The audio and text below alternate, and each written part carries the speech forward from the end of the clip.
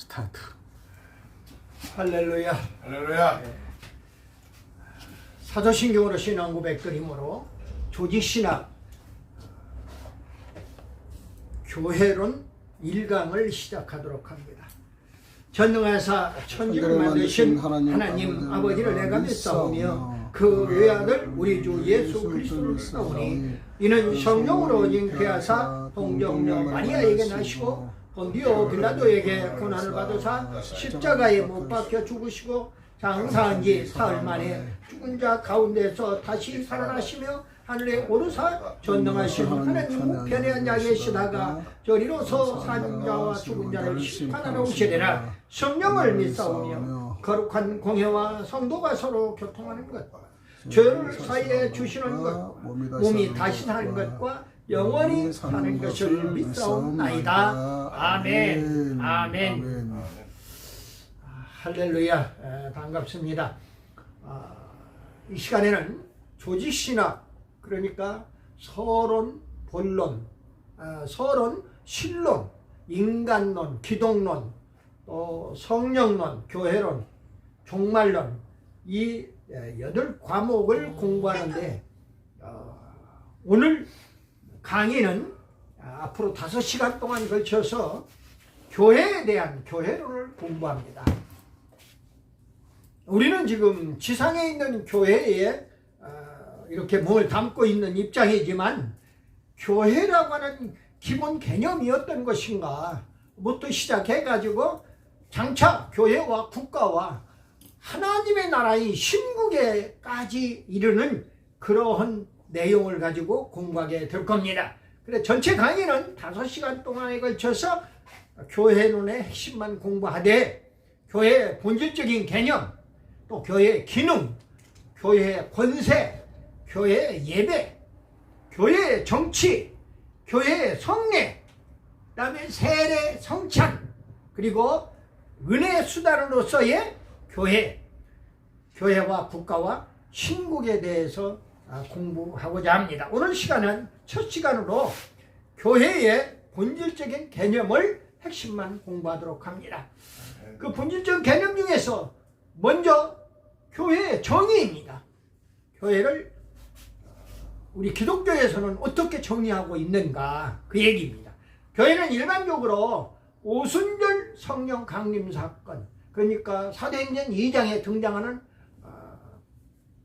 오순절 성령 강림의 사건을 통해서 구성된, 그때 당시에 구성된 성도들로부터 시작이 되었다.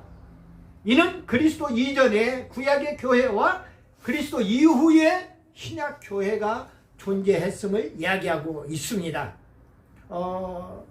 구약의 교회는 히브리어로 카할, 또 에다 이렇게 얘기합니다. 칼이라고 하는 얘기는 회중이라는 뜻이고 또 에다라는 이야기는 집회라는 그런 의미를 가지고 있어요. 본래 불러 모은다, 소집한다는 동사에서 나온 그 명사가 바로 칼이라고 하는 단어입니다. 하나님이 자기 백성을 부른다는 거예요. 그러니까 우리는 하나님에게 부름을 받아서 그 이 세상으로부터 불려 나온 사람들이에요. 하나님이 부르지 않았으면 절대로 교회에 나올 수가 없는 거예요. 실제로.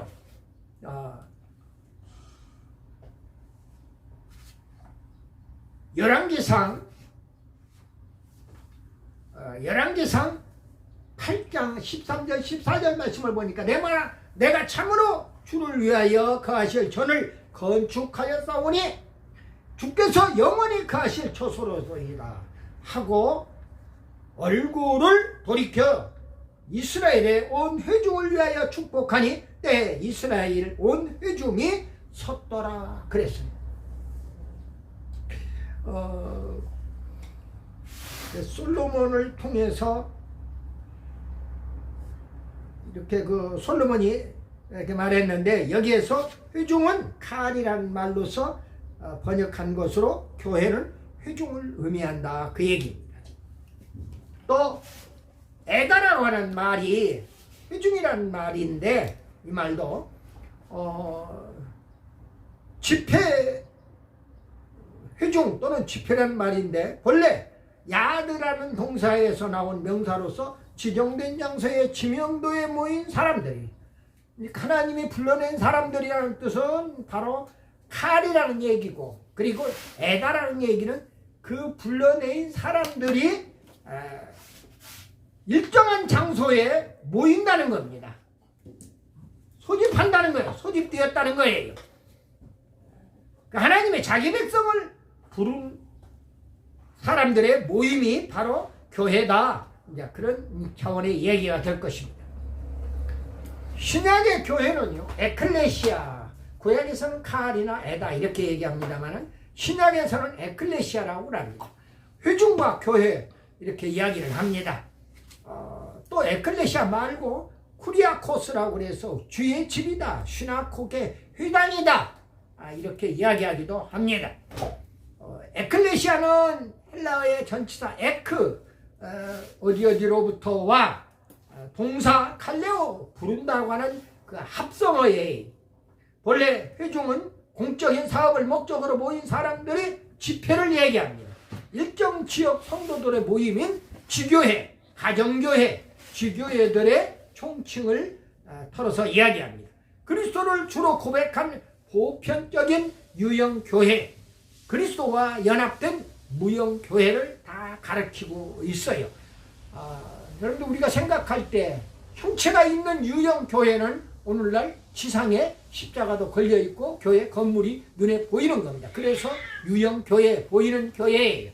그러나 무형교회는 보이지 않는 교회예요. 이 지상에서 우리가 볼 수 없는 교회예요. 그러니까 지상이 아닌 천상에 있는 교회다, 이렇게 볼 수가 있을 것입니다. 에베소서 말씀을 하나 찾아봅니다.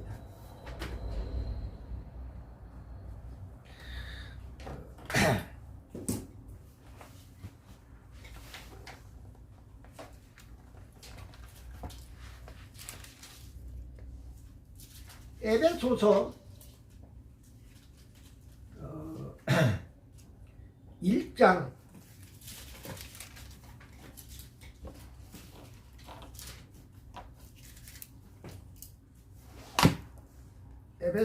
1장 22절 말씀입니다. 또 만물을 그의 발 아래 복종하게 하시고 그를 만물 위에 교회의 머리로 삼으셨느니라. 예수 그리스도는 교회의 머리예요. 그러니까 예수 그리스도가 교회의 머리라고 하는 이야기는 우리가 눈으로 볼 수 없는 얘기예요. 안 보여요. 유형교회가 아니라 무형교회를 두고 하는 이야기입니다. 바로 뭐 여러 가지 이제 다른 설명을 하기에 앞서서 유형교회, 무형교회 문제를 간단히 먼저 맛배기로 말씀만 먼저 드린 것입니다. 나중에 뒤에 구체적으로 말씀을 드릴 기회가 나와요. 에클레시아는 이렇게 그리스도를 주로 고백한 보편적인 유형교회, 그리스도와 연합된 무형교회를 가리킨다고 말씀을 드렸어요. 큐리아코스는 본래 뜻은 주의 집이다, 만민의 기도하는 집이다, 이렇게 이야기를 합니다. 그리고 슈나코케는 헬라어의 함께 쉰, 함께라는 뜻의 쉰과 인도한다는 악어의 합성어로서 함께 인도한다, 함께 온다. 근데 교회는 함께가 아니고 단독으로는 있을 수가 없는 겁니다. 나 혼자는 도저히 불가능해요. 그러니까 우리 주님도 두세 사람이 함께 하는 곳에 내가 함께 하시마 약속을 주신 거예요. 함께 슈나코게, 함께 인도한다 하고 그런 의미가 다 대부분의 예배를 위한 건물을 지칭하고 있는 것을 봅니다. 누가복음의 4장에 가서 보면은요, 누가복음 4장 16절 말씀을 한번 잠깐 찾아보면은요, 누가복음 4장 16절 말씀에 예수께서 그 자라나신 곳 나사렛에 이르사 안식일에 늘 하시던 대로 어디에? 회당에 들어가서 성경을 읽으시라고 서셨다. 여기에서 회당이 바로 슈나코게, 함께 그 아고라 그 말이에요. 슈나코게. 그래서 바로 예배를 위한 건물이 회당. 그러니까 많은 목사님들이 자기가 영적으로 좀 지식이 있다 해가지고 어떻게 설교를 하냐 하면은 교회는 무조건 다 에클레시아로만 몰고 가는 겁니다. 그런데 에클레시아만 교회가 아니고 슈나코게도 교회라고. 교회 건물도 교회예요. 예배당도 교회라 그 말이에요. 바로 성경에 회당으로 번역은 해놨지만은 그것의 본래 의미는 슈나코게로서 그 에클레시아나 또는 큐리아코스, 주의 집이라고 하는, 만민의 기도하는 집이라고 하는 그런 큐리아코스와 또 에클레시아라고 하는 이 지교회나 가정교회나 지교회들을 통칭하고 그리스도를 주로 고백하고 보편적인 유형교회, 그리스도와 연합된 무형교회를 다 가르치는 거예요. 그러니까 내가 알고 있는 축구리만은 그 상식 가지고 그게 다인 것처럼 얘기하면 안 된다고 하는 말씀을 드리는 겁니다. 우리는 지금 상당히 고차원적인 그러한 성경적인 영적인 지식에 지금 접근하고 있는 거예요. 그러지 않고 영적으로 그런 수준에 이르지 못하면은 나도 똑같이 그 사람이 하는 얘기대로 거기에 휘말려 들어가 버린다 그 말이지요. 하기 때문에 이런 말씀을 드리는 거입니다. 그리고 기타 교회와 관련된 용어들을 우리가 한 5가지를 찾아볼 수가 있는데, 교회는 그리스도의 몸이다. 교회가 왜 그리스도의 몸이야? 말도 안 되는 얘기. 우리가 육적으로 세상적으로 얘기하면은, 문자적으로 해석을 하면은요, 그리스도가 하나님의 독생자로서 구세주라는 바로 메시아라는 의미인데, 기름 부어 세운 종이라는 의미인데, 그 그리스도가 그 몸뚱이가 어떻게 교회냐? 이해가 안 가는 얘기입니다. 문자적으로는 도저히 해석할 수가 없어요. 이걸 육적으로는 해석이 안 된다 그 말이죠. 고린도전서 12장 27절 너희는 그리스도의 몸이요 그랬어. 여러분들과 내가 그리스도의 몸이래. 우리는 예수님의 그리스도의 몸뚱이라 그 말이에요. 하나님의 독생자의 몸뚱이라 그 말이에요. 지체의 각 부분이다. 그리스도의 손이 되고 발이 되고 머리가 되고 입이 되고 귀가 되고, 지금 이 시간에는 그리스도의 입이 되어서 여러분들에게 지금 그리스도의 말씀을 선포하고 있는 겁니다. 그리스도는 하나님이셔요. 바로 예수님이시기 때문에 하나님이시라고. 그래서 기적 중에 최고의 기적이 하나님이 육신을 입고 이 땅에 인간을 오신 것이 최고의 기적이다 그 말이죠. 왜? 나를 살리려고. 이대로 놔두면은 죽어서 지옥 갈 수밖에 없는 우리 죄인들을 살려갖고 천국에서 하나님의 영생 복락을 누리시려고 당신의 독생자 예수 그리스도를 이 땅에 보내셔서 십자가에 죽게 만드는, 그리고 사흘 만에 부활하신 건 우리에게 보여주신 겁니다. 40일 만에 다시 승천하게 하셔가지고 지금 보좌 우편에서 우리를 위하여 지금도 간구하고 계시는 겁니다. 그걸 알면은 하나님 앞에 감지덕지 않고 하나님한테 원망 소리가 어떻게 나옵니까? 그리스도의 몸이다 교회가. 교회는 하나님의 성전이다. 고린도전서 3장 16절에 너희는 하나님의 성전인 것과 하나님의 성령이 너희 안에 계시는 것을 알지 못하느냐. 성전이라는 것은 거룩한 하나님의 전이라 그 말이에요. 하나님이 계시는 곳이라 그 말이에요. 근데 우리 속에는 하나님이 계시는 거예요. 예수님의 영이 계시니까 예수님이 우리 속에 계신다 그 말이죠. 하나님의 영이 성령이야요. 예수님의 영이 성령이야요. 그러면 성령님이 우리 속에 계신다 그 말이죠. 대단히 중요한 얘기입니다.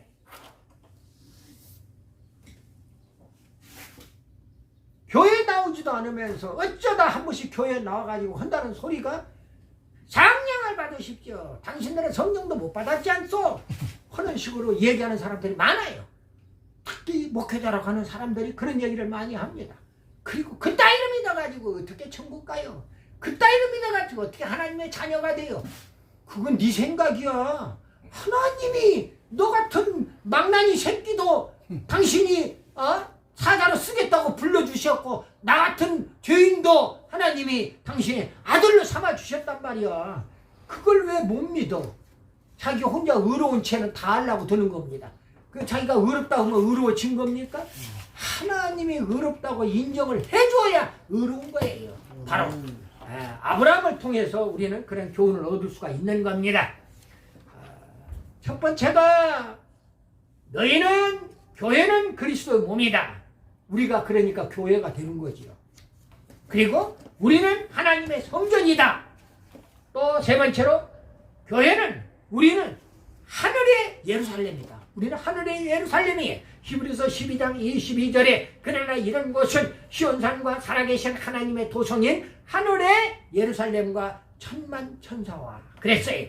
전부 천사가 다 우리를 호위하고 호위무사로서 우리를 다 지키고 있는 거예요. 여러분들 이 시간에도 지금 집사님 옆에 목사님 옆에 내 옆에 지금 성령님께서 천군 천사와 함께 계시는 줄 믿으시기를 바랍니다. 교회는 진리의 기둥과 터이다. 디모데전서 3장 15절 하반절에 보니까 이 집은 살아계신 하나님의 교회요 진리의 기둥과 터니라 그랬어요. 이제 교회가 진리이신 예수님으로 세워지지 아니한 교회는 그냥 건물일 뿐이에요. 교회가 아니에요. 그리고 그 기둥과 터가 그러니까 여기에다가 예수님의 진리와 그 기둥과 터라고 그랬으니까 이 교회에는 반드시 뭐가 있어야 하냐 하면은 진리이신 예수님이 있어야 하고 예수님이 기초가 되어 있어야 하고 예수님이 기초로 터를 이루어야 한다 하는 거예요. 만면에 기도하는 집이다. 다섯 번째로 교회는 만면에 기도하는 집이다. 마가복음 11장 17절에 이에 가르쳐 이르시되 기록된 바 내 집은 만민의 기도하는 집이라 칭함을 받으리라고 하지 아니하였느냐. 그렇게 예수님 말씀하셨단 말이에요. 그런데 너희는 왜 강도의 소굴로 만들었느냐 하고 반문한 거예요. 강도의 소굴로 만들었도다 하시며 그렇게 말씀을 주고 있는 것을 봅니다. 그래서 교회라고 하는 다른 차원에서 다른 각도에서 바라본 그러한 관련된 용어를 5가지를 소개를 해드렸습니다. 교회 정의에 대한 말씀을 간략히 말씀을 드렸는데 두 번째로 교회의 속성과 특성에 대해서 이야기합니다. 속성은 내면적인 속성이에요. 속은 우리 들여다 볼 수가 없어요. 그 속성이에요. 글자 그대로. 그런데 특성은 끝으로 드러나는 거예요. 그렇기 때문에 외면적인 특성이다 이렇게 얘기할 수가 있어요. 내면적인 속성이 6가지를 얘기합니다. 첫 번째로 거룩성이에요. 베드로전서 2장 9절 상반절에 보니까 그러나 오직 너희는 택하신 족속이요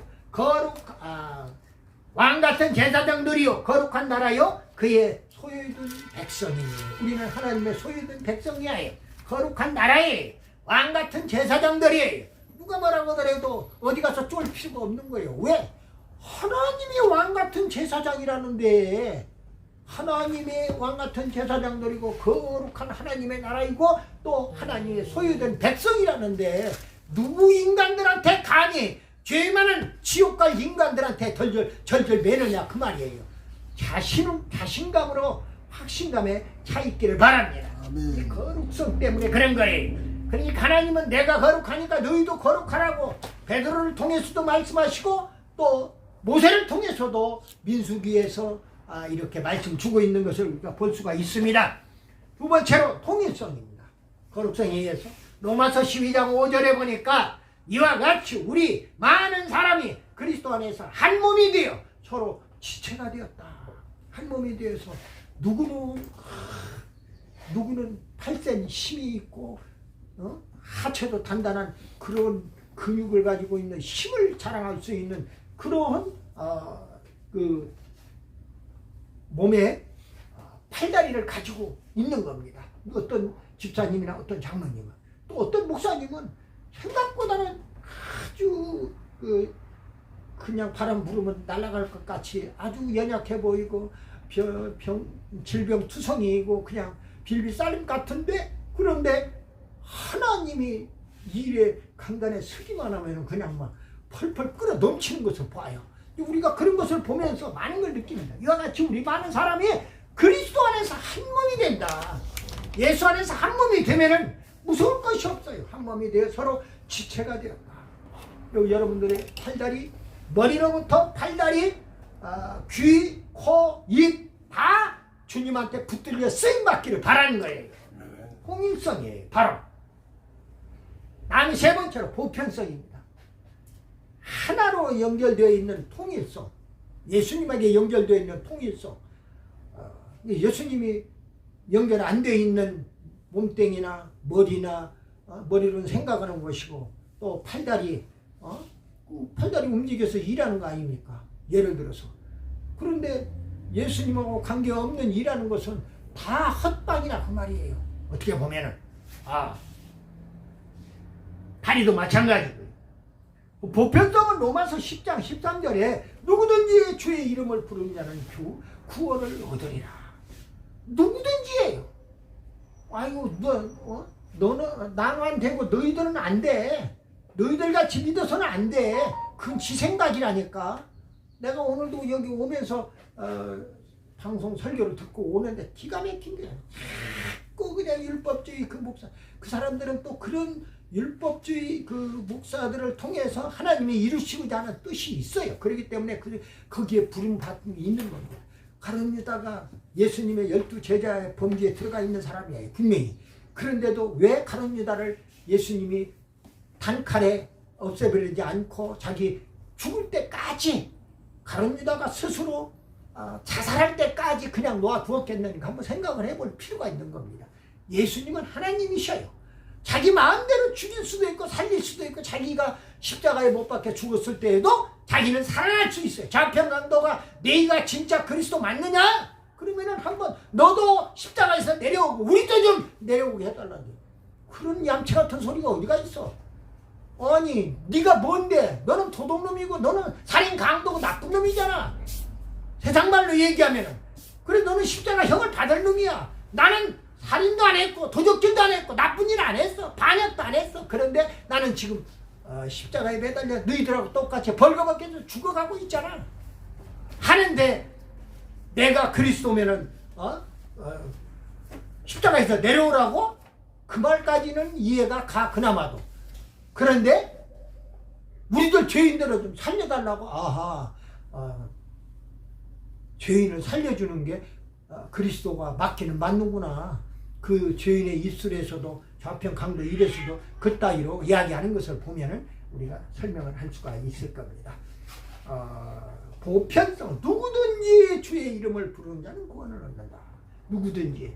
그러니까 아무나 주라고, 이게 세상 사람들 데려다 놓고 주여 삼창하고 우리 기도합니다 하고 주여 주여 막 그냥 외치고 3번을 주를 부르고 기도하자고 그러는데, 그게 뭔 소린지 몰라가지고 눈만 껌뻑껌뻑하고 있는 사람들도 있어요. 왜? 모르니까. 주가 뭐인지를 모르니까. 누구든지 주의 이름을 부르는 자는 구원 받는다고 그랬으면 그 말씀을 액면 그대로 받아들이기를 바랍니다. 그렇다고 지금 내가 내 입에서 주라고 안 부르는 자는 다 죄인의 범주에 들어가서 지옥에 떨어집니다 하고 이야기는 안 해요. 왜 그러냐? 하나님이 때가 되면은 언젠가 그 사람도 주라고 부를 때가 온다는 거예요. 그렇기 때문에 누구를 함부로 정죄하지 말라는 이야기가, 함부로 판단하지 말라는 얘기가 그런 의미를 가지고 있는 겁니다. 그러니까 내가 내 맘대로 절대로 판단 못해요. 어떻게 목자의 입에서 그따위로 믿어가지고는 천국 못 갑니다 소리가 나오냐고. 네가 천국을 들여보내고 말고 하는 문직이냐? 천만의 말씀이야. 그건 지 생각이라니까. 그 지가 복음을 얘기하고 있는 거예요. 교회에서 지가 복음 얘기하는 사람이 수도 없이 많아요. 참 그걸 보면서 그렇게 부름을 받았으니, 가룟 유다 같이 부름을 받았으니 그 인생이 얼마나 안타깝고 불쌍한가 하는 생각을 해보게 됩니다. 보편성이 있다. 교회는. 그 다음에 사도성이 있다. 교회는 갈라디아서 1장 9절 하반절에 만일 누구든지 너희가 받은 것 외에 다른 복음을 전하면, 여러분들과 저는 지금 예수 복음을 받은 사람들이에요.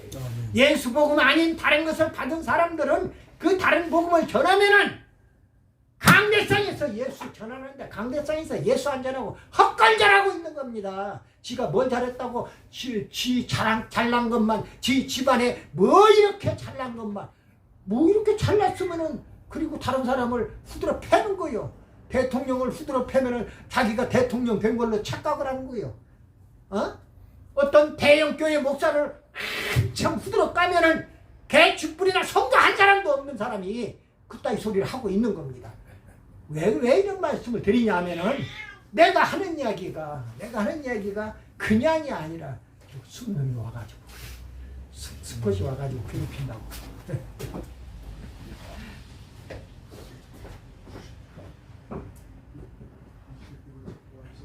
내가 가보니까 도망가더니 와가지고 자꾸 괴롭히는 막. 이리와 안에 들어와 있어라. 목줄 풀어주지 않을까?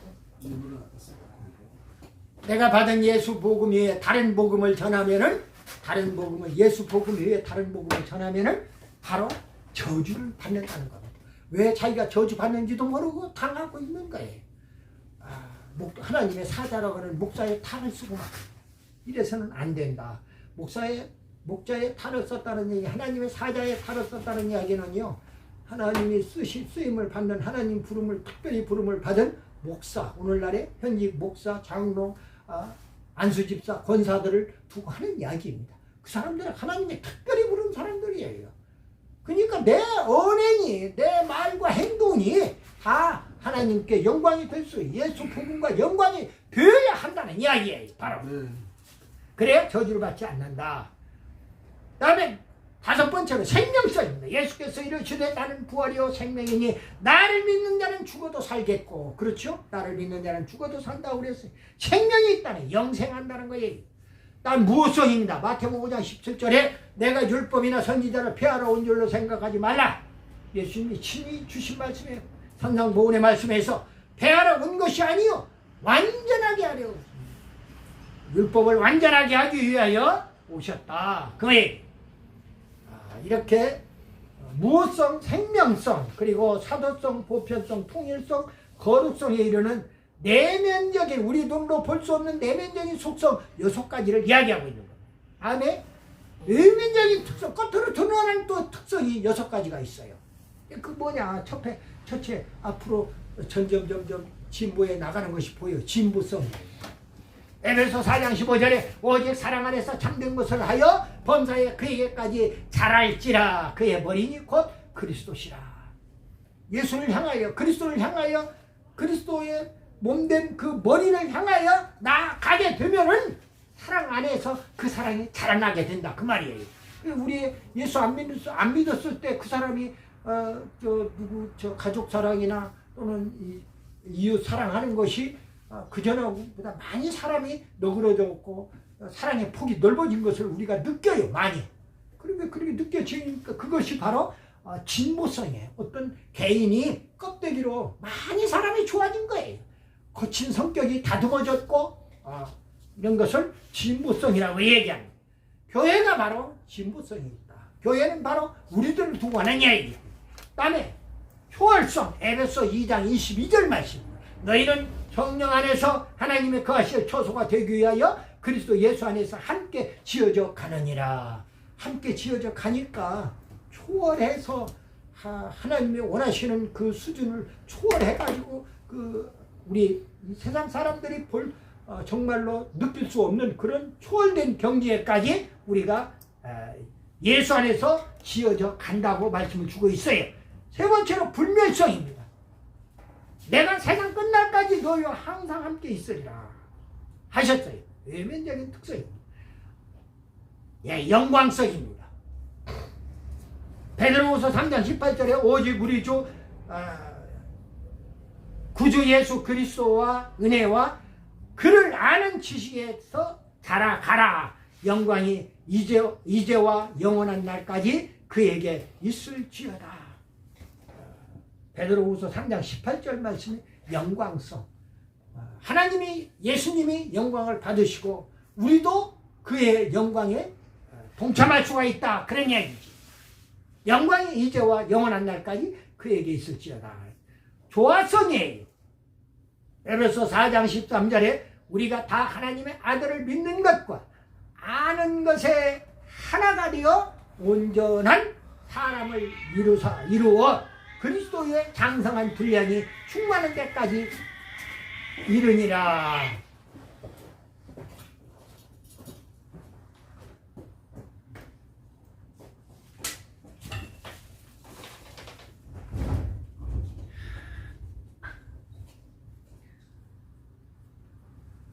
그리고 조화성에 이어서 진정성입니다.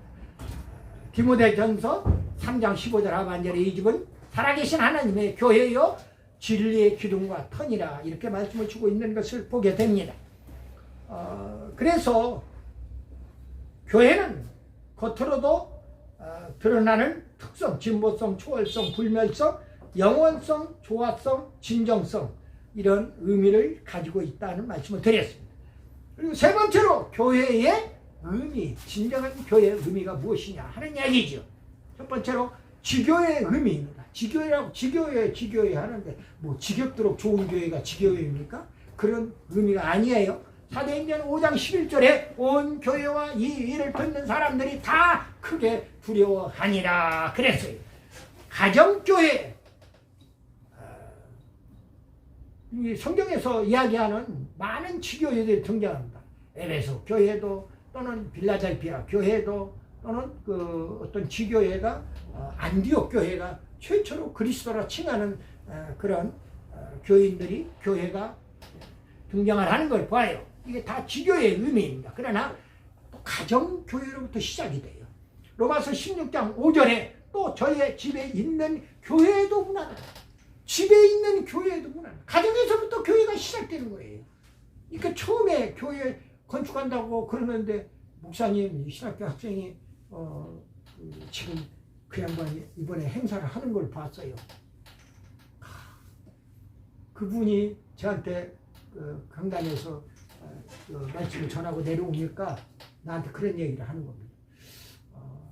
교수님 어떻게 하면은 교회를 잘 개척할 수가 있어요. 지금 물질적으로 어려워가지고 단돈 10원이 없는데 남편한테 얘기하면 얻어 터질 것 같고 솔직히 얘기하는 겁니다. 근데 어떻게 해야 교회를 거쳐가? 하나님은 새벽마다 기도할 때마다 교회 건축하라 소리를 수도 없이 하시는데 그래서 당신 집에서부터 시작하시오. 집에서부터 새벽제단 집에서부터 쌓아라는 거예요. 집에서 딸아이가 있으면 딸아이, 모스마가 있으면 모스마이 데리고 남편 못 깨우겠거든 그냥 잠자는 채 놔두고 일어난 사람들만이라도 먼저 시작을 하라는 거예요. 일어나서 성경 한 절 보고 찬송 하나 부르고 그리고 위에서 잠자고 있는 남편을 위하여 하나님 아버지 저 죽음의 잠을 자고 있는 남편을 깨워 주시옵소서 하고 기도하라 이거야. 또 그뿐만 아니라 영적으로 매하지 아니하고 육적으로 매하지 아니하고 영육간에 강건함으로 붙들어 주셔서 깨어 일어나게 도와주시옵소서. 그러면서 교회도 하나님 앞에 떳떳하게 바칠 수 있는 헌당할 수 있는 그러한 가정으로 세워 주시옵소서. 그 기도한 게 일주일 만에 남편이 새벽계단에 일어나서 예배를 같이 드렸다는 거예요. 아이고 얼마나 고맙다.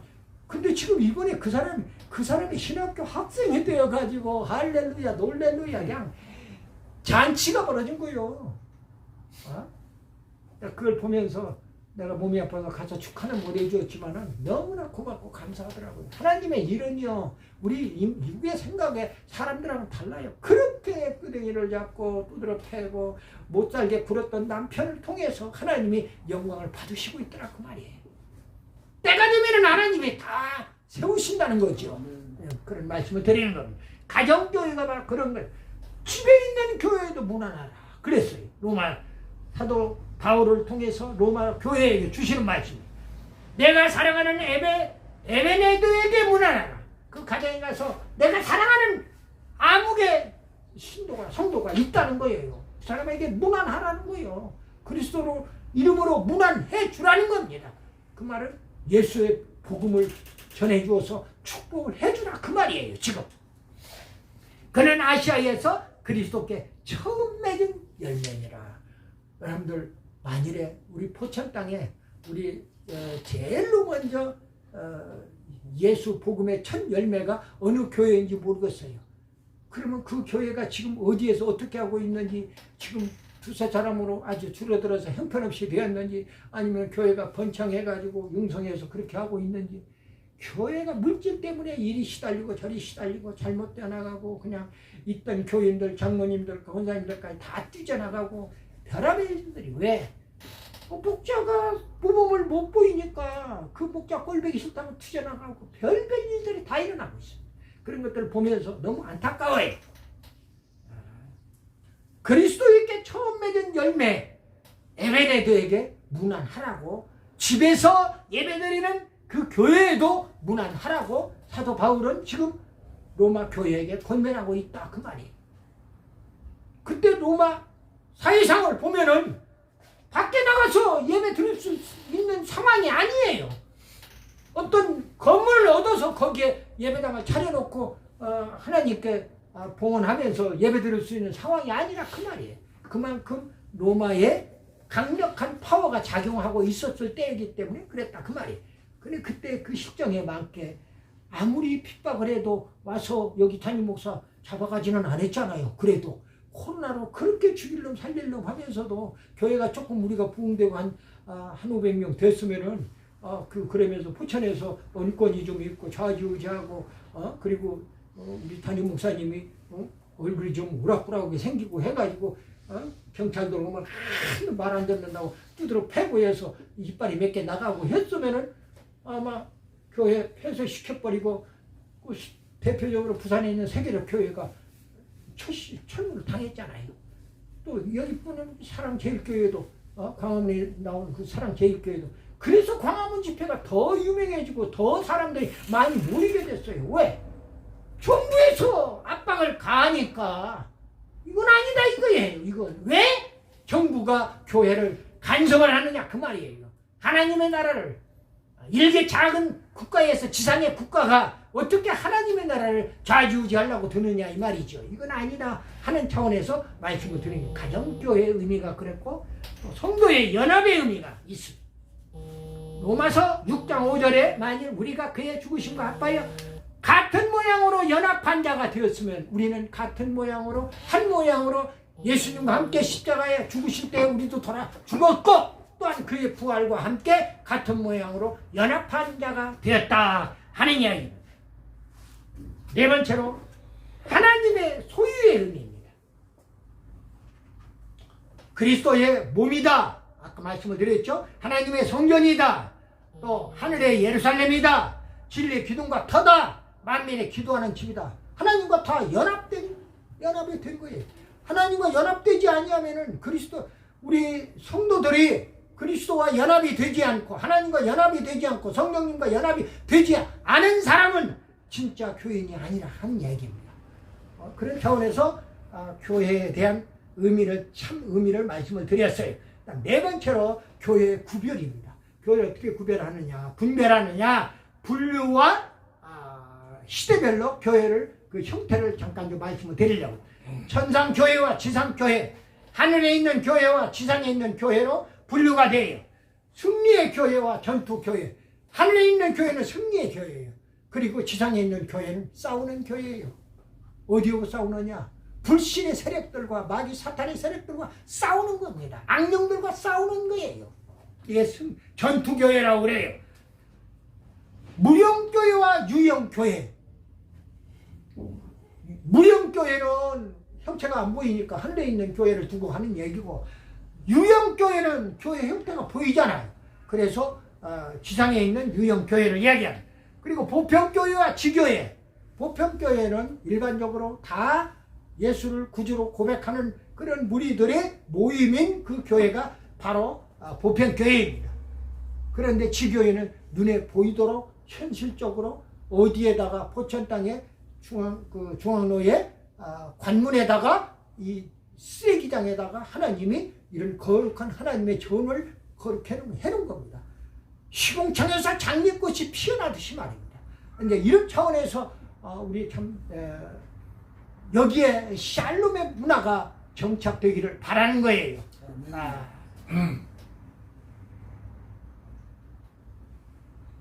그리고 마지막으로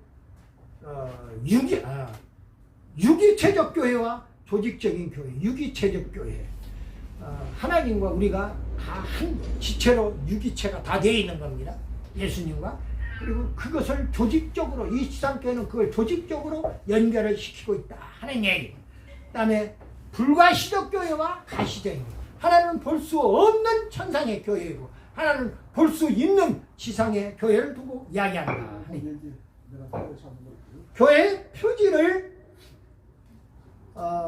세 가지로 이야기합니다. 교회의 표지는 겉으로 드러나는 표지예요. 보니까 참된 말씀을 전파하는 곳이에요. 그리고 정당한 세례, 정당한 성찬식이 있는 교회예요. 우리 교회는 작지만은 참 샬롬 평안 교회가 하나님께 영광을 돌리는 거예요. 왜? 매월 성찬식을 베풀어요. 첫째 성찬식으로부터 시작이 되는 겁니다. 예수님이 말씀하시죠. 나를 기념하라는 대로 예수님을 기념하는 그런 예표적인 그런 행사를 의식을 하고 있다 그 말이에요. 우리가 육적으로 아무리 육적인 전투교회고 보이는 교회고 여기에서 냄새나는 일을 한다 할지라도 그래도 하나님께 영광을 돌리고자 성찬식을 베풀고 그 다음에 또 필요하다면 세교인들이 들어오면 세례식을 베푸는 건 너무나 당연한 거예요. 성실한 진실한 권징을 합니다.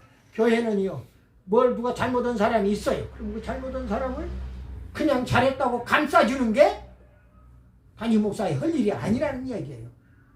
정말로 거룩한 신실한 권면을 할 줄 알아야 한다는 얘기예요. 권징이 따라야 한다. 그리고 잘못되면 징계를 할 줄 알아야 한다는 거예요. 마태복음을 아까 잠깐 하나 찾아보고 넘어갑니다. 마태복음 18장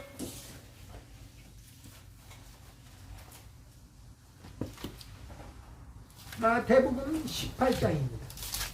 권징의 문제인데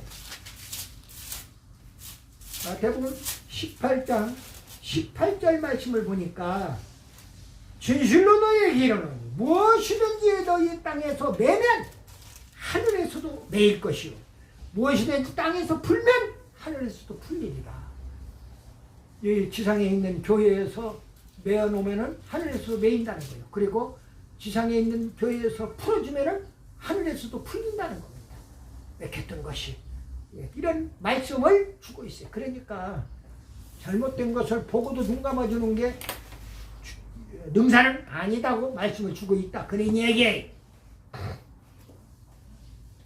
비슷한 의미의 말씀들이 고린도전서 5장 1절로 5절, 계시록 2장 14절, 15장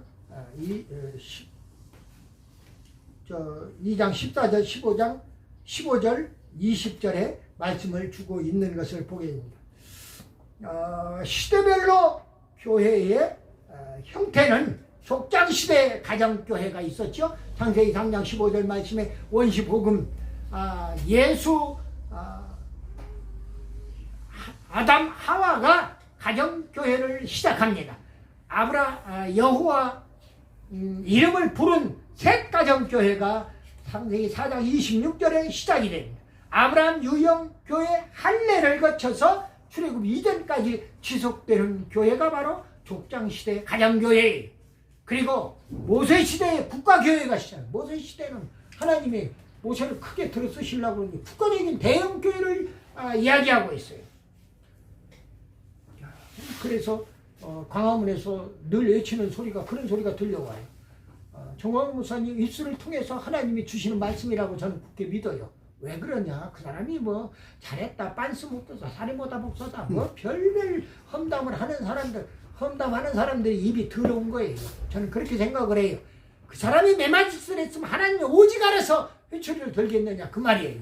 그리고 그 사람이 다른 국민들을 대변해서 지금 하고 있는 일을 생각을 하면은 정말 내가 동참을 못해서 건강이 허락지 못해서 동참을 못해서 안타까울 뿐이지 하는 생각을 하게 된다 그 말이. 아멘. 그런데 모세 시대에 국가교회가 이루어졌던 거하고 다를 바가 없는 거예요. 지금 영적인 지도자는 한국의 윤석열이가 아니에요. 그렇다고 좌파들의 이재명이가 야당 총재라고 그래서 그 사람이 대표라고 그래서 근데 지금 그 얘기를 자기들도 모르게 국민들이 선택하는 윤석열을 대통령으로 인정하지 않고 과거에 박근혜도 그랬고 이명박이도 그랬고 다 야당들은 그렇습니다. 야당들은 지금 그때 당시나 지금이나 다 인정하지 않고 결국은 그들을 다 어디에 보냈어요. 그리고 지금 현재 있는 대통령도 국민들이 뽑아놨는데 그걸 탄핵하겠다고 지금 들고 나와서 개지랄들을 하잖아요. 자기들은 죄를 7가지, 10가지를 짓고 지금 현행 범임에도 불구하고 아니 세상에 죄인이 죄를 주려는 법조인들을 잡아 가두겠다는 이거 말이요 막걸리지. 나 이해가 안 가는 거예요. 그러면서 그 사람들이 대통령이라는 거. 그러면서 이 암흑의 대통령 하고서는 그냥 들통이 나가지고 온 지금 온라인 세계에서 난리 법석이 난 겁니다. 현직 대통령이 있는데 암흑의 이재명 대통령이 이렇게 말입니까 막걸립니까? 그들은 지금 그렇게 생각하고 있는 거예요. 보니까 오늘 모세 시대는 국가교회가 있어요. 이스라엘의 각 가정과 지파는 국가에 소속되어 중앙 성소를 중심으로 예배를 드렸어요. 십계명을 그래서 받아들이고 율법을 완성을 제정을 하기에 이른 겁니다. 출애굽기 20장에 분명하게 나와 있어요. 출애굽기는 마지막에 가서 성막을 지어라. 오늘날로 얘기하면 교회를 지어라. 성소를 지어라 하는 이야기를 주고 있는 겁니다. 육적으로는 이런 건물을 지으라는 얘기가 될지 몰라요. 그러나 영적으로는 내가 교회이기 때문에 나라고 하는 지체가 바로 예수 그리스도와 함께 십계명 속에서 율법적으로 제정이 되어져 가야 한다 하는 말씀을 주고 있는 거예요. 세 번째로 신약 시대의 보편 교회를 이야기합니다. 그리스도 내 교회예요. 마태복음 16장 18절에 마태복음 16장 16절에는 뭐라고 얘기합니까? 15절에서 너희는 나를 누구로 아느냐고 예수님 물어봤어요. 그러니까 시몬 베드로가 대답을 합니다. 시몬 베드로가 대답하여 이르되 주는 그리스도시요 살아계신 하나님의 아들이십니다 하고 대답을 할 때에 예수님이 주신 말씀이 있어요. 17절에 예수께서 대답하여 이르시되 바요나 시몬아 내가 복이 있도다. 이를 내게 알게 아니하니 혈육이 아니요 하늘에 계신 내 아버지께서 하나님이 너를 이렇게 알게 해주었다는 거예요. 그리스도라는 것, 내가 그리스도라는 것, 그리고 주인이라는 것, 살아계신 하나님의 아들이라는 것을 알게 해주었다는 거예요. 그러면서 18절에 내가 내게 이르노니 너는 베드로라. 너 이름을 베드로라는 거예요. 그때 그 전까지는 시몬이었단 말이에요. 베드로라. 베드로라는 말이 뜻이 반석이라는 뜻이에요. 반석이라 그 말이에요.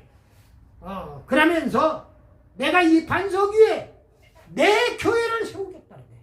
예수님이 반석 베드로 너에게 베드로 반석 너에게 너 위에다가 내 교회를 세우겠다는 거예요. 그리스도의 교회를 세우겠다는 겁니다. 그러니까 오늘날 그리스도의 교회라고 하고 예수님의 교회라고 하고 심지어 그리스도 정교회에서는 뭐라고까지 얘기하는 줄 아십니까? 그리스도 교회 정교회에서는요 다른 교회 다 가짜라는 거예요.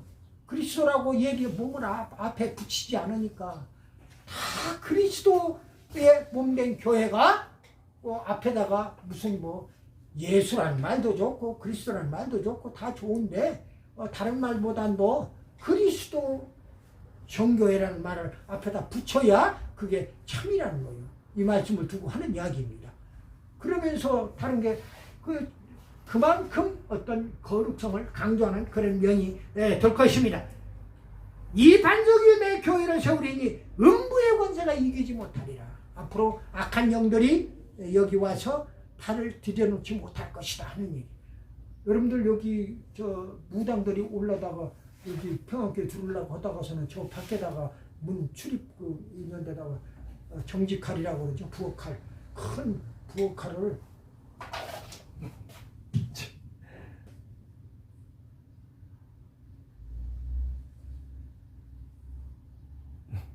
이걸 꽂아놓고 갔어. 여기다 다 꽂아놓고 그리고 그걸 또 이영수 목사님 발견하고서는 그걸 빼갖고 왔다고. 왜 이런 말씀을 드리냐면 감히 음부의 권세가 여기 접근을 못하는 겁니다. 입구에다 가서 꽂아놓고 간 거예요. 이거 피를 흘리고 여기 드나드는 사람들 다 돼져버리라 그 말이죠. 칼이라는 게 뭘 상징합니까? 없어져 버리라 그 말이에요. 없애버리겠다 그 말이에요. 칼로. 네. 거기다가 기관총을 이쪽으로 이렇게 모양 그 장난감 기관총이라도 이렇게 해놓고서는 그 장난감 인형이 이쪽을 향해서 기관총 쏘는 그러면 완전히 김정은의 우상 영생교의 김일성의 영생교의 어떤 우상을 섬기는 무리들이 이 춘치에 살고 있으면 그런 짓거리 기관총으로 그 자기 고모부를 쏘아 죽이는 김정은이 흉내를 냈을는지도 모르죠. 왜? 마귀들은 그런 짓거리 잘하거든요. 생각보다는 우리가 도저히 상상할 수 없는 짓거리들을 많이 하는 겁니다. 그러니까 내가 하도 안타까워서 잘못된 마음을 좀 바로 잡으라는 차원에서 좌편 사상을 꺾고 우편 사상으로 돌아오십시오. 성경이 원하는 진리입니다. 하나님의 사자로 하면서 왜 그렇지 않습니까? 하고서는 내가 그 어떤 목사님들한테 그런 내용을 그런 사고방식을 가지고 잘못 가지고 좌편으로 향해서 가고 있는 목사님들이 계시 안타까운 거지요. 왜? 그들의 결국은 시야 당떨어지 결국은 지옥의 형벌을 향하여 가고 있는데 안타까운 거지요. 왜? 하나님의 그러면서도 껍데기로는 예수 믿어라 뭐 어쩌라 예수 믿는 사람들 이리 치고 저리 치고 팽개치고 정치 권력들 팽개치고 그리고 좌파 목사들 찬양하고 이거 그러지 말고 차라리 북한의 김정은이 밑에 가서 지금 여기 세종회관 문화회관에서 내가 그거 보내줬잖아요. 전 경기도지사 김문수 TV에서 그걸 촬영을 해가지고 저거 시켜놨더라고요. 대한독립 만세가 아니고 대한민국 만세가 아니고 김정은이 만세를 외치고 있는 거예요. 서울 한복판에서 광화문 한복판에서 누가 그 경찰들이 수두로가 있어도 그거 한 사람도 거기에 와가지고 제재하거나 그런 사람이 없더라 이거예요. 보안법이 살아있습니다. 그런데도 그런 짓거리를 하고 있는 겁니다. 자, 이거 대한민국 맞냐 이거예요. 여기가 평양 시내 거리냐 이거 말이에요. 잘못돼도 너무나 잘못된 것을 봐요.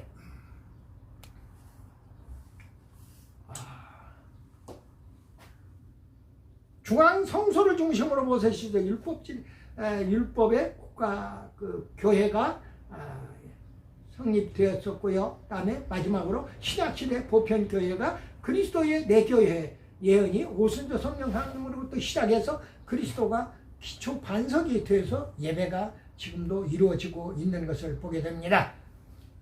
마지막으로 교회의 본질 문제 로마 가톨릭 교회가는 천주교에서 교회는 그리스도를 중심한 예배 모임이 아니라 지상에서 인간 구원과 인간 구원의 취급을 하는 기관이다. 이 세상에서 인간의 구원을 취급하는 기관이 바로 교회라는 거예요. 가톨릭에서는 하나님이 아니라 하나님의 은사를 맡아 신도들에게 나눠주는 기관이다. 사제는 교훈하는 교회, 신도는 교훈을 받는 교회라고 이야기를 합니다. 교회 차원에서만 간단하게 언급을 해준 겁니다.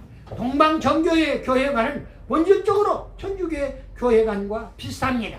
다만 교황 1인의 절대권을 부여하지 않고 교회 회의를 통해서 무호권을 주장하고 있어요. 성경이 무호권이에요. 그런데 천주교에서는 교황이 말 한마디가 성경 말씀보다도 더 절대권을 부여하고 있는 그래서 성경 바로 무호권입니다. 근데 교황이 사람이라고 인정을 않는 거지요. 그런 의미가 있어요. 근데 기독교 정교에서도 동방의 정교에서도 그런데 단지 교황 한 사람의 절대권을 부여하지 않고 여러 사람의 의견을 모으는 교회 회의에 무호권을 주장한다. 그래서 그들은 동방 정교에서는 천주교를 참교회로 인정하지 않고 있어요. 동방정교회에서. 그 다음에 기독교의 교회관은 루터와 칼빈 16세기에 문예 부흥 산업 부흥 시대에 루터와 칼빈 프랑스 독일의 루터 그 루터교를 만들었죠. 그리고 칼빈의 프랑스의 칼빈의 기독교는 오늘날 장로교를 만들어낸 겁니다. 그리고 영국으로 넘어갔던 성공회 그 성공회가 또 썩어 문드러지니까 거기에서 경건운동이 일어나서 요한 웨슬레가 감리교를 만들고 나온 겁니다. 그래서 거기에서는 독일, 프랑스, 영국 여기에서는 그게 이제 유럽 전체를 얘기하는 거지 전체적으로. 거기에서는 도저히 신앙생활을 더 이상 할 수가 없다. 다 썩어 문드러져 안 되겠다. 그래서 피르탄들이 메이플라워를 타고 그리고 가도 끝이 보이지 않는 망망대해를 거쳐서 온 곳이 바람 부는 대로 물결 치는 대로 온 곳이 아메리카 합중국에 도달한 겁니다. 그래가 그 청교도들이 다 유럽에서 살 수가 없어서 넘어왔어요. 그게 200년 전의 이야기예요. 그래서 미국에서부터 시작해서 추수감사제가 일어나고 그 해에 옥수수를 심어서 원주민들하고 함께 하나님께 봉헌하는 제사를 드리고 그리고 그 전까지 봉헌하는 제사를 드리기 전까지는 그들은 집도 없어요. 그 넘어갔던 청교도들이 퓨리탄이라고 합니다. 자기들이 이름을 붙인 게 아니라 이쪽에 있는 사람들이 저 사람들은 깨끗하게 사는 사람들이다 하고 자기들은 더럽게 사는 사람들을 인정하고 그리고 그들을 이름을 불러서 청교도를 퓨리탄이라고 얘기했던 것입니다. 그렇게 해서 넘어갔던 그 사람들이 미국에서 정착을 하고 그리고 이제 겨울이 다가오니까 이제 통나무를 베어서 이제 집을 짓고 거기에다 침대를 놓고 그리고 이제 교회는 교회대로 그 전에 만들어졌으니까 교회 먼저 만들고 그리고 자기들의 거처도 나중에 부가적으로 만들어서 오늘날 전 세계를 좌지우지하는 세계 최대의 경찰국가 미국이 등장한 줄로 우리가 알아야 합니다.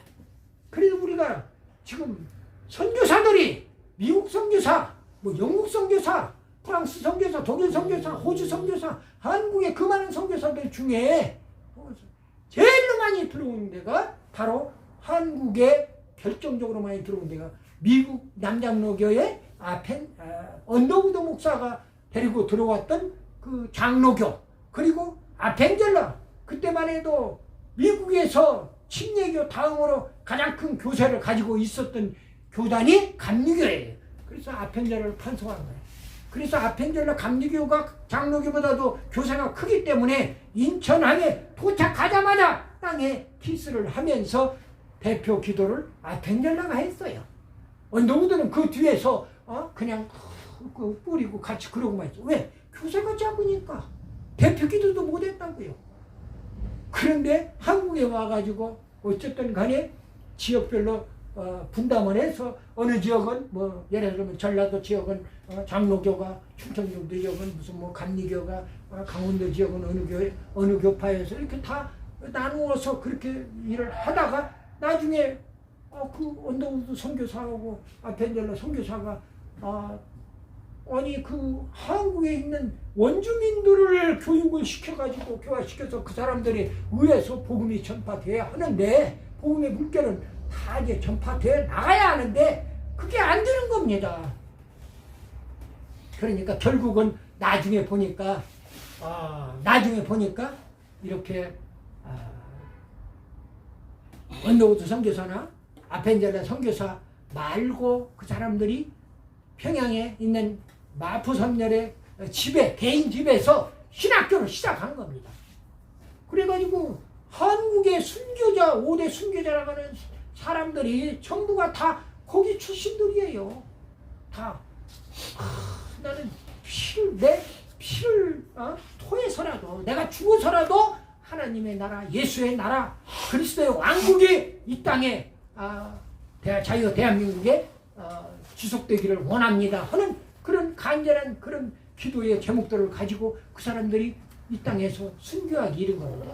그때 당시에 예수 믿으면 다 잡혀가서 다 목숨이 다 끊어지는 그런 시대란 말입니다. 그런데도 불구하고 나 한 목숨은 기꺼이 내놓겠습니다 하는 우리의 선조 목회자들이 있었기 때문에, 선배 목사님들이 계셨기 때문에 우리 자유 대한민국이 그래도 동양에서는 제일 가는 기독교 국가가 되었고, 또 동양에서 일부를 앞질러서 지금 세계를 향하여 G2 국가로 지금 가고 있잖아요.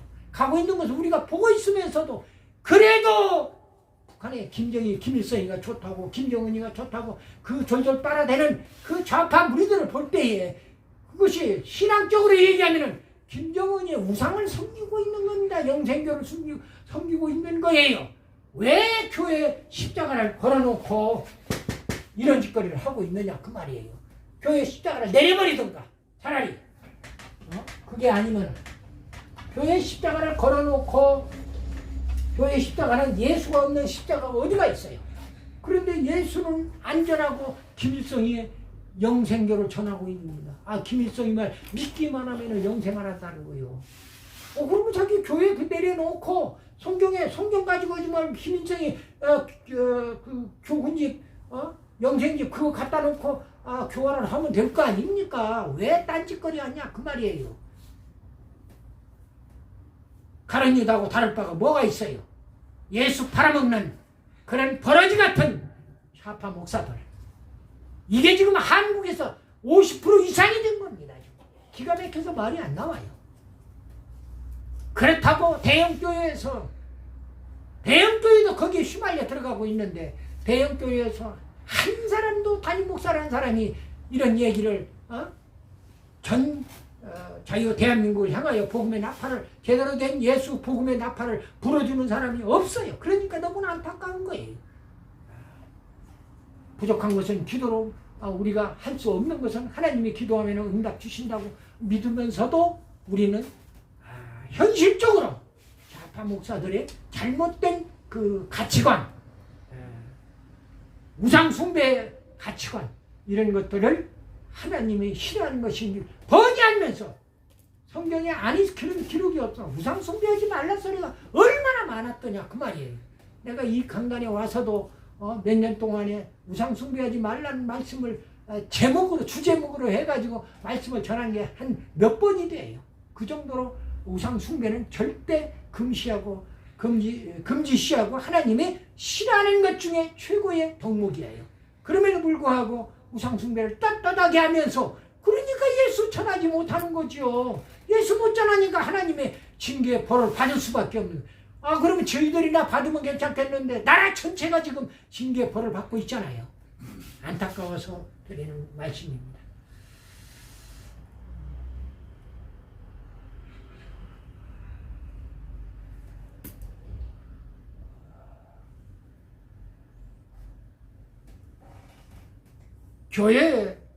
성경적인 교회 본질을 말씀을 드리고 끝냅니다. 에클레시아는요, 그리스도의 몸이다 그랬죠? 그리스도는 그의 그 몸의 머리다 그랬어요. 우리가 그리스도의 몸인데, 머리는 예수 그리스도시고, 그리고 이 지체들, 팔다리 이런 지체들은 우리 머리나 각 그 지체들, 팔다리 이런 지체들은 다 우리들이라는 거예요. 그것이 본질이에요. 주님은 성도들과 관계를 포도나무 그 가지들 비유로 말씀을 주고 있어요. 요한복음 15장에서. 불가분의 관계가 있다는 거죠. 포도나무 비유에서 포도가 열매를 맺으려면, 가지의 열매를 맺으려면 포도나무에 붙어 있어야 한다는 거예요. 그렇기 때문에 그리고 포도가 나무 열매를, 그 포도나무에서 포도가 열매를 맺지 아니하면은 그럼 포도나무라고 부르는 사람이 없어요. 포도 열매가 없으면. 감이 열려야 감나무라고 그럽니다. 사과가 열려야 사과나무라고 그러고. 오늘 우리 주변에서 많은 농장들을 보잖아요.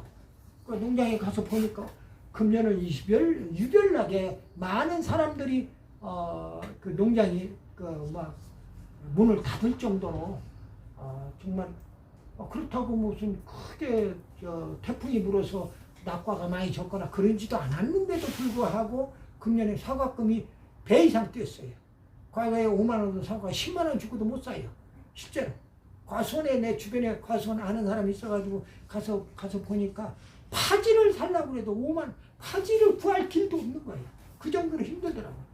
우리 강아지라는 놈이 그 과일을 사과를 다른 것은 안 먹는데 사과를 그렇게 좋아하는 거야. 그래서 그 새끼 아무리 심승이라도 애완동물이라도 좀 먹여야겠다 싶어서 그 몇 개 사려고 그러니까 아니 사과 하나에 말이야 2,000원 3,000원 하니 이건 아니잖아요. 말도 안 되는 이야기야. 이게 잘못돼도 너무나 잘못됐어요. 근데 그게 그렇다고 그 수익이 그대로 그 이익이 그 농산물을 생산업자한테 가느냐 천만의 말씀이에요. 그거 10분 일도 그들한테 안 가리. 다 중간 마진에서 다 먹튀들이 그렇게 많더라 그 말이. 먹고 튀는 거예요 다 보니까. 그리고 결과적으로 소비자들 손에는 만 원짜리가 우리 소비자들 손에는 10만 원짜리 오는 거예요 보니까. 그래서 소비자들만 묵상이죠.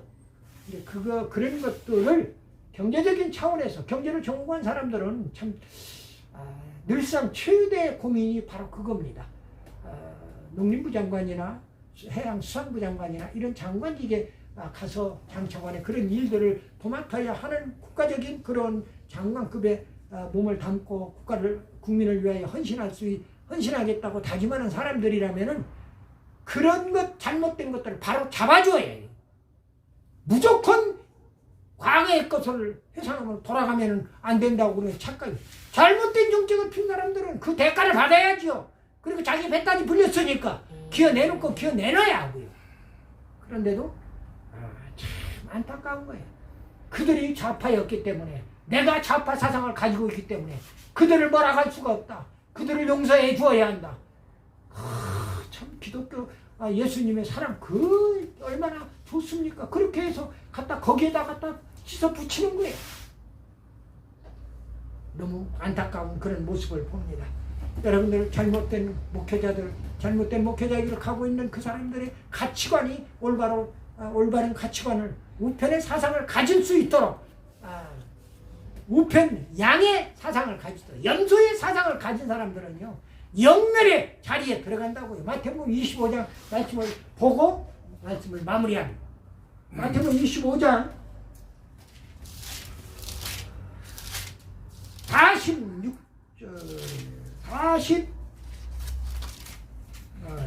마태복음 25장 46절에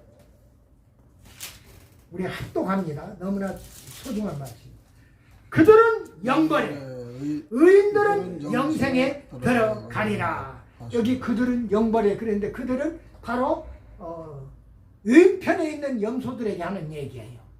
마태복음 25장이 주님 재림장인데 보니까 마태복음 25장에 보니까요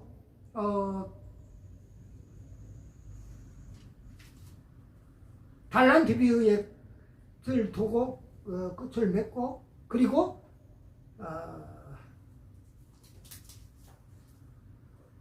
31절부터 보니까요 인자가 자기 영광으로 모든 천사와 함께 올 때에 자기 영광의 보좌에 앉으리니 예수님이 재림하실 때 광경에 모든 민족을 그 앞에 모으고 각각 구분하기를 목자가 양과 염소를 구분하는 것 같이 하여 양은 그 오른편에 염소는 왼편에 두리라 그랬어요.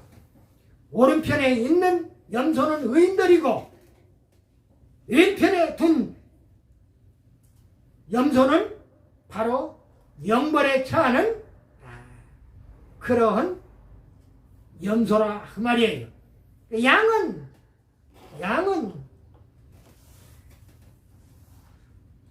그 오른편에 염소는 그 오른편에 둔다고 33절에서 분명히 얘기합니다. 그리고 그때 임금이 오른편에 있는 자들에게 양에게 자들이라고 얘기하는 거예요. 그때 임금이 오른편에 있는 양에게 안 하고 그 자들에게 이제 사람으로 돌아온 거예요. 다시 따르게 이러시되 내 아버지께 복받을 자들이여 나와 장서로부터 너희를 위하여 예비된 나라를 상속받으라. 그리고 이제 줄일 때 먹을 거 갖다 주었고 목마를 때 마시게 했고 또 이렇게 영접했고 하는 내용을 이야기합니다. 아이고 할렐루야.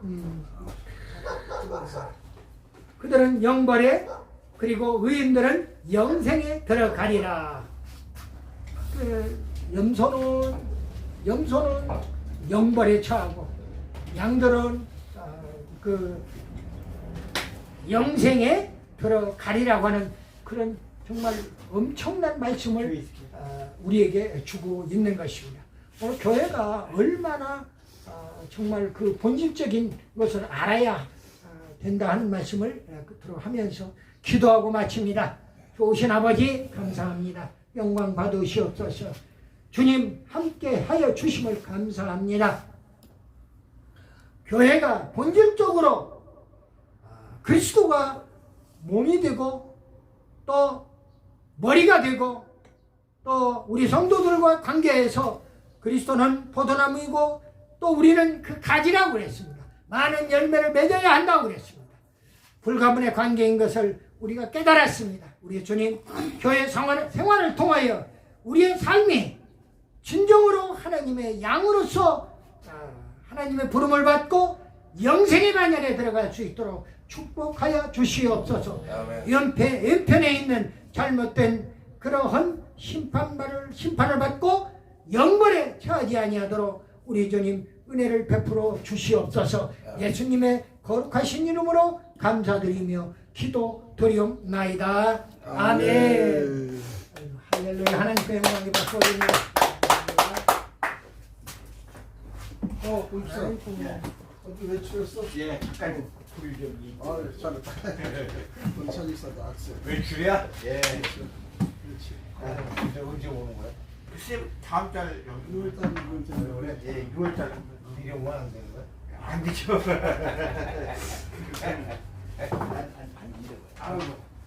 아이고. 차가 나왔나 보지? 나 오늘 차 있었어? 그냥?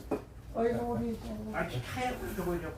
거기서 차 타고 갔던데. 아이고 아이고 기도로밖에 돕지 못해서 미안해요. 아 예, 고맙습니다.